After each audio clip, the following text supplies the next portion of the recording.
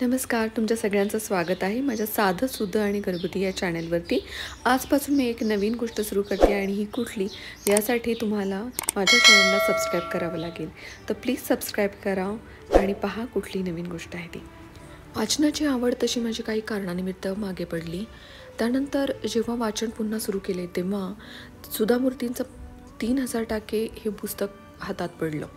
आता हे पुस्तक जे आहे ते खरंच खूप अत्यंत प्रेरणादायी आहे। तेव्हा मला असं वाटलं की आपण जे पुस्तकं वाचतो त्याचं विश्लेषण का नाही तुमच्यापर्यंत पोहोचवावं। तर 3000 टाक्याचा अनुवाद केलेला आहे लीना सोहनी यांनी। या कथा ज्या आहेत त्या संपूर्ण सत्यकथा आहेत।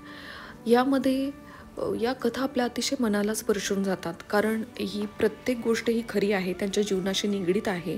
इन्फोसिस फाउंडेशनच्या त्या अध्यक्षा जेव्हा होत्या किंवा आहेत आता सध्याही, पण तेव्हा त्या जेव्हा काम करताना त्यांना जे काही अनुभव आले ते अनुभव त्यांनी यातून उलगडून दाखवले। त्यातली पहिलीच गोष्ट आहे ती 3000 टाके।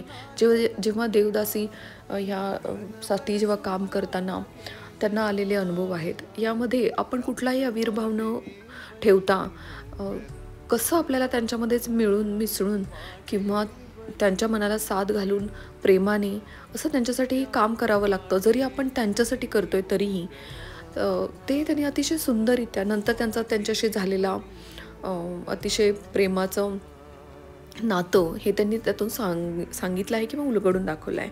त्याच्यानंतर मला आवडलेली कथा म्हणजे 3 उंजळी पाणी। यामध्ये जेव्हा त्या काशी विश्वेश्वरला गेल्या तेव्हा तिथे काहीतरी आपल्याला आजीला जेव्हा आपल्याला काहीतरी त्याग करावा लागतो आवडत्या गोष्टीचा, हे जेव्हा त्यांच्या आजीकडून कळालं होतं तेव्हा त्यांनी बनारसी साडीचा त्याग केला। बनारसी साडी जेव्हा त्यांना घ्यायची होती तेव्हा त्यांनी साडीचाच त्याग केला असं आहे। तेव्हापासून त्या कोणतीही साडी खरेदी करत नाहीत। ही गोष्ट तुम्ही ऐकली असेल की त्या कधी कोणतीही साडी खरेदी करत नाहीत, तर ही गोष्ट त्याच्याशी निगडीत आहे। त्याच्यानंतर अजून एक अतिशय प्रेरणादायी गोष्ट म्हणजे इंजिनिअरिंग कॉलेजला जेव्हा त्यांना ॲडमिशन मिळालं तेव्हा सगळ्या मुलांमध्ये केवळ त्या एकट्या होत्या आणि कित्येक जणांनी मागे फिर म्हणून सांगितलं असतानाही त्या मागे फिरल्या नाहीत आणि त्याच कॉलेजमध्ये त्यांनी गोल्ड मेडल मिळवून दाखवलं। ही अतिशय प्रेरणादायी कथा आहे। किती संकटातून किती त्रासातून त्या पुढे आल्या,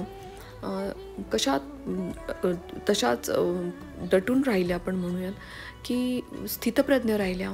मला ही गोष्ट अतिशय प्रेरणादायी वाटते आपल्या मुलींसाठी। अशा सुधा मूर्तीच्या गोष्टी अतिशय प्रेरणादायी आहेत यामधल्याही।